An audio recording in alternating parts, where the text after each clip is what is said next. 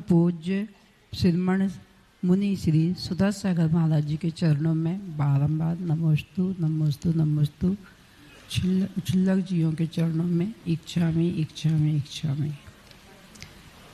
महाराज जी, मेरी जिज्ञासा ये है कि द्रव्य क्षेत्र काल भाव के हिसाब से मतलब क्षेत्र का भी परिवर्तन, भगवान का भी परिवर्तन और जन जन का परिवर्तन भी होता है क्या?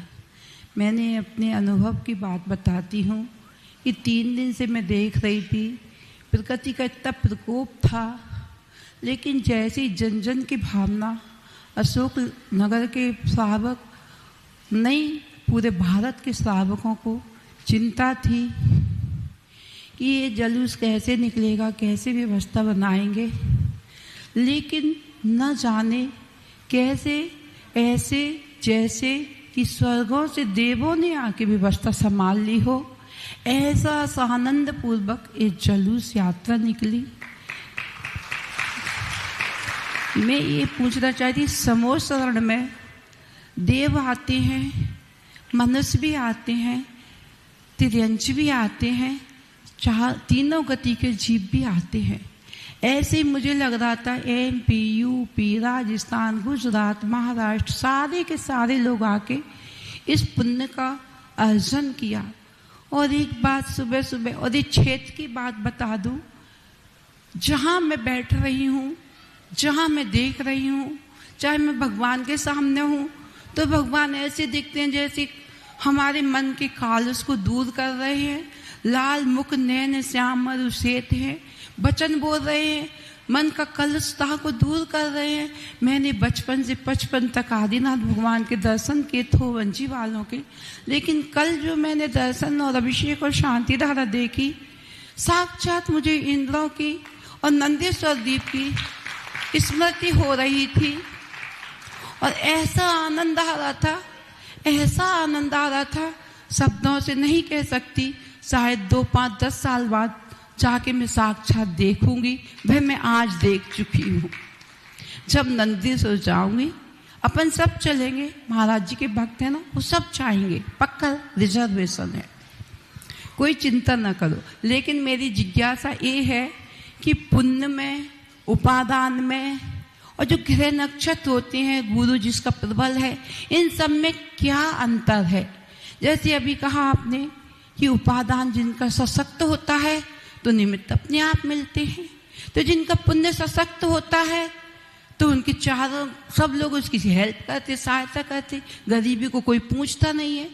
और जैसे ग्रह नक्षत्र स्टार जब चमकते हैं, जब बच्चे अच्छे ग्रह उच्च में आ जाते हैं, तो कुंडली का भी पूरा माहौल बदल जाता है और जीवन ही बदल जाता है। तो ये सब ग्रह नक्षत्रों के माध्यम से और या अपने उपादान के माध्यम से या पुण्य के माध्यम से ये सारा का सारा परिवर्तन आता है कि जनमानस की भावनाओं के माध्यम से, ये आपकी पुरुषार्थ या धर्म मोक्ष पुरुषार्थ के माध्यम से ऐसी सारी की सारी विशुद्धियाँ बढ़ती हैं, उपलब्धियाँ होती हैं। ऐसा आनंद आता है जैसा हम स्वर्गों में बैठे हों, ऐसा लगता है। नमोस्तु महाराज जी, यही मेरी जिज्ञासा। नमोस्तु नमोस्तु नमो। कोई भी विघ्न होता है, उस विघ्न का निवारण कोई ना कोई तो करता है। एक बार एक व्यक्ति ने कहा, बोले महाराज जी, आप सबके आपके काम ये कैसे हो जाते? आप कुछ करते नहीं हो, कमरे में बैठे रहते हो और हो जाते। तो मैंने कहा भाई करते होंगे देवता लोग।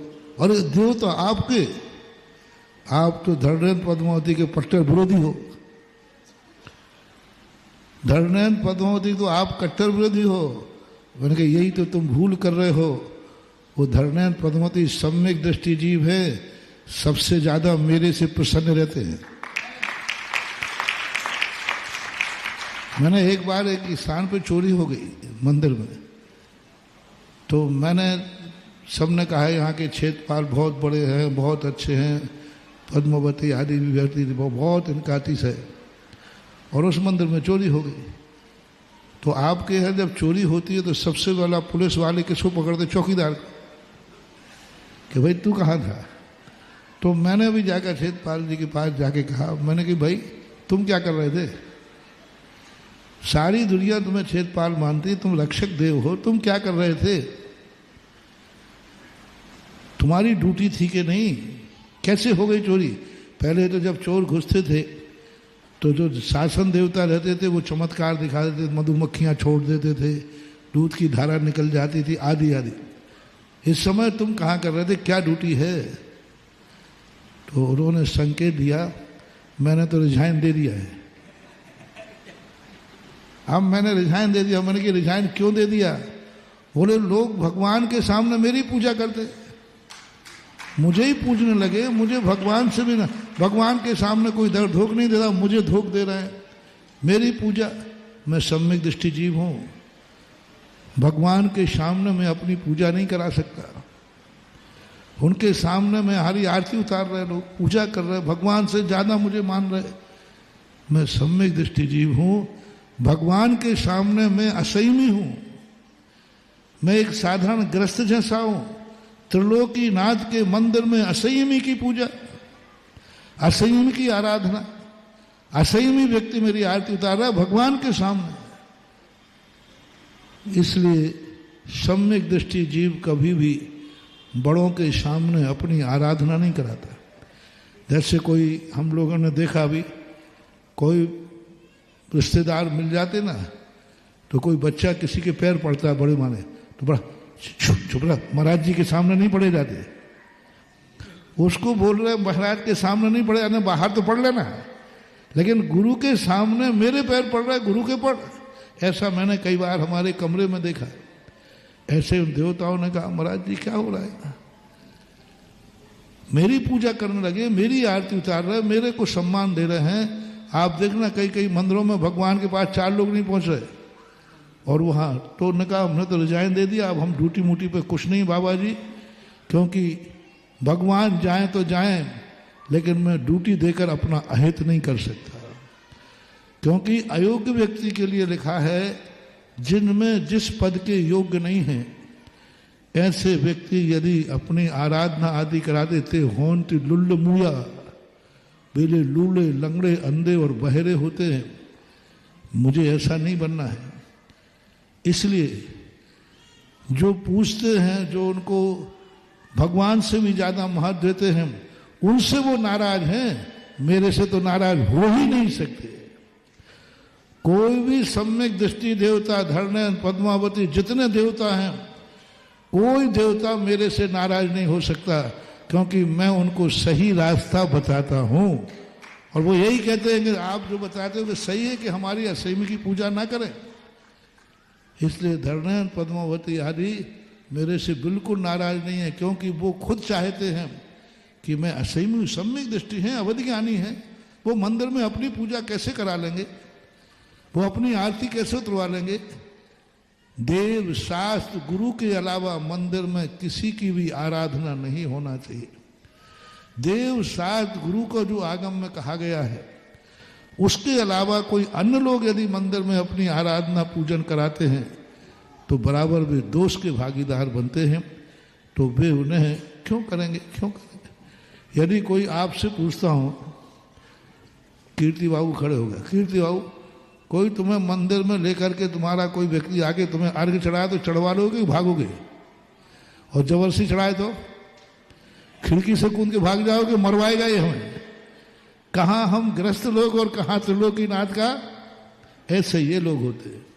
इसलिए मैं बिल्कुल भी नहीं कहूँगा, क्योंकि सारे देवता मेरे पर खुश हैं। मैं भली कमरे में बैठा रहता हूँ, शायद ये सारे कार्य का उनका काम ड्यूटी है। देव शायद गुरु के कार्य करना उन देवताओं की ड्यूटी है। तो यदि वो इन कार्यक्रमों में आ रहे हों, वे यदि पद यात्रा की सारी सुरक्षा कर रहे हो, तो कोई अतिशयोक्ति नहीं हो, तो उनका कार्य। यदि वो सम्यक दृष्टि हैं और गुरु और देव के सामने कोई कार्य हो रहा है, तो कहने की सम्यक दृष्टि की विशेषता होती है। धर्म कार्य के लिए कभी वो बुलावा नहीं चाहते, वो स्वयं जाकर के ड्यूटी देते हैं। हमने कहा था ना, मरण में और धर्म में कभी बुलावा नहीं होना चाहिए। धर्म में और मरण में किसी मर गया वो बुलाए तो बैठ भी जाएंगे नहीं, मरण पर बिना बुलाए बैठने। इसी प्रकार धर्म कार्य में कोई बुलाएगा तो शामिल होंगे नहीं। धर्म का कार्य हमारे भगवान का कार्य, हमारे घर का कार्य है, तो उनका काम होता है जहाँ धर्म की प्रभावना हो तो उनकी ड्यूटी है कि वो आके कार्य करें। इसलिए मैं पक्का तो नहीं कहूँगा, लेकिन नकार भी नहीं सकता कि इतने बड़े बड़े कार्यों में कोई आकर के अदृश्य रूप से कोई कार्य कर रहा हो तो मैं नकारूंगा नहीं। लेकिन ये ध्यान रखना, मैं उनका भक्त नहीं हूं, वो मेरे भक्त हैं। फर्क कितना है? तुम उनके भक्त हो वो, और जब मेरे वो भक्त हैं तो भक्तों का तो कर्तव्य होता है, तो ये चीज़ों पर कोई नकार नहीं सकते। दूसरी बात है, उपादान को ऐसा मत बनाओ कि उपादान निमित्त अपने आप आके कार्य करने लग जाएंगे।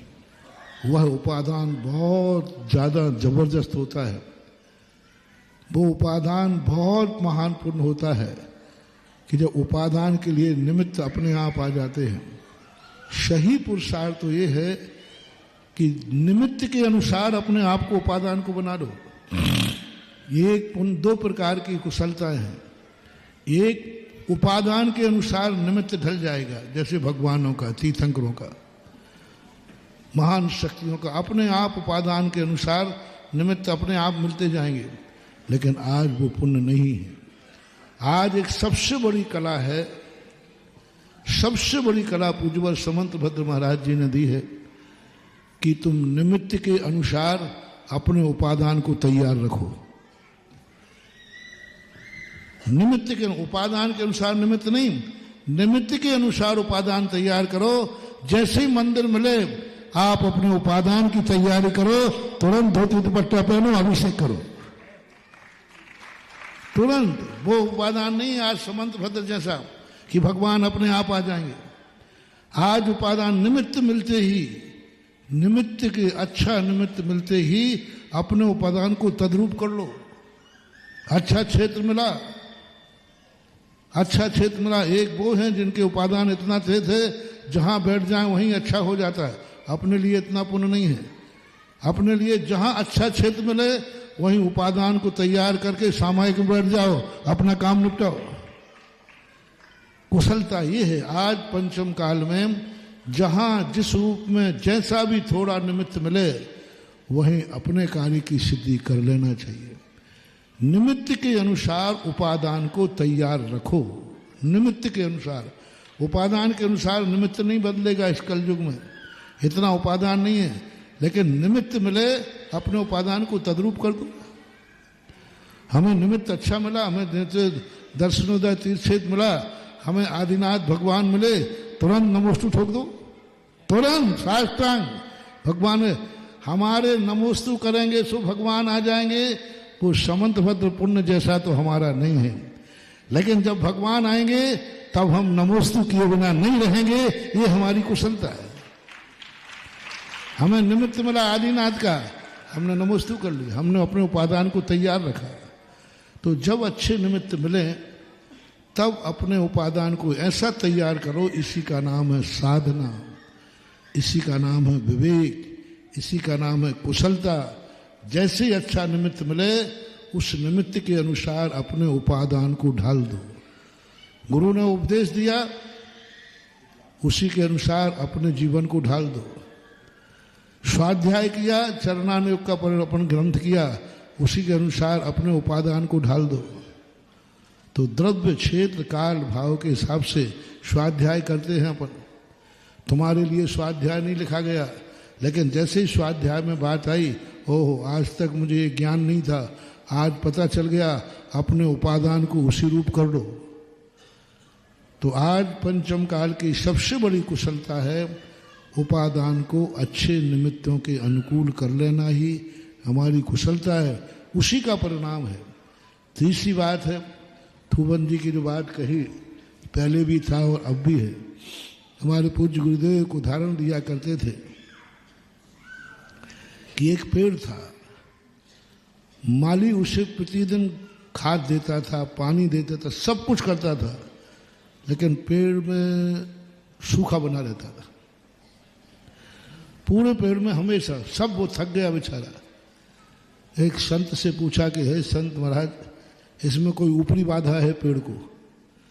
मैं सब कुछ कर रहा हूँ, यही खाद दूसरे पेड़ को दे रहा हूँ, वो हरा भरा हो रहा है, लेकिन ये खाद नहीं हो रहा है। संत ने कहा कि तुम्हारी मेहनत पे कोई शक नहीं है, तुम्हारे खाद में कोई शक नहीं है, लेकिन थोड़ा देखो, इस पेड़ के नीचे की सबसे नीचे जड़ है, वहां देखो, वहां रहस्य मिलेगा। वहां खोदा तो जड़ के नीचे दीमक लगा हुआ था। अब वो दीमक क्या करता था? जितना तुम खाद पानी दो वो सब क्या करता था? खा लेता। बस ऐसा ही हम कुछ नहीं करते, हम अपने गुरु महाराज के दिए हुए मंत्र को सिद्ध करते हैं, और पूरे क्षेत्र की कमेटियां आती हैं, बोले महाराज जी खूब मेहनत कर रहे हैं, खूब सब कुछ कर रहे हैं, सिर से पहाड़ फोड़ रहे हैं, लेकिन कछु हो ही नहीं रहा। गोलाकोट वाले कितने बार आए होंगे, थोवन जी वाले भी खूब वर्षों से लगे। बोले महाराज जी हमारी पुरुषार्थ की कमी बताओ कहाँ है, हम कहाँ गलती कर रहे हैं? तुम कहीं गलती नहीं कर रहे, तुम बिल्कुल सही कर रहे हो, लेकिन थोड़ा खोद के देखो कहीं नीचे कोई कीड़ा तो नहीं लगा। बस मैंने थोवन जी का कुछ नहीं किया है, मात वो कीड़ा था, उस कीड़े को निकाल दिया, वही थोवन जी आदिनाथ हरे भरे हो गए। गोलाकोट के कीड़े को निकाल दिया, बस आज वही छेद, मूर्ति वही है कि नहीं? थोवन जी के आदिनाथ वही है कि नहीं? वही है। उनके दर्शन किए, और कल उनके दर्शन किए, और अब नमोस्तु के बाद दर्शन किए, कल पद यात्रा के बाद लोगों ने दर्शन किए। अपने आप आदिनाथ भगवान का तेज और चमकता है मूर्तियों का, होता है, कुछ नहीं है। उसके अंदर जो कीड़े थे वो कीड़ा निकल गया। बस अब थोड़ा सा भी खाद दोगे तो अब ये क्षेत्र इतना महान, अभी तो तुम देख रहे हो, एक दिन यह क्षेत्र में 500 कमरे की धर्मशाला कम पड़ेगी, क्योंकि अब ये क्षेत्र स्वस्थ होता जा रहा है, समस्त कीड़ों से, समस्त बुराइयों से दूर होता जा रहा है। और मैं कुछ नहीं करता महानुभाव, उस क्षेत्र के बस जो जड़ में रहता है ना, बस उस कीड़े को पकड़ लेता हूं कि यहाँ एक कीड़ा है, कीड़ा अलग करो, और फिर मैं शांति से कमरे में चुपचाप बैठता रहता हूँ, शांति से बैठा रहता हूँ, और क्षेत्र दिन दूना रात चौगुना हो जाता है। अब प्रश्न किया तो मैंने बता दिया रहस्य, और क्या है। जिज्ञासा करेंगे श्री कीर्ति जी।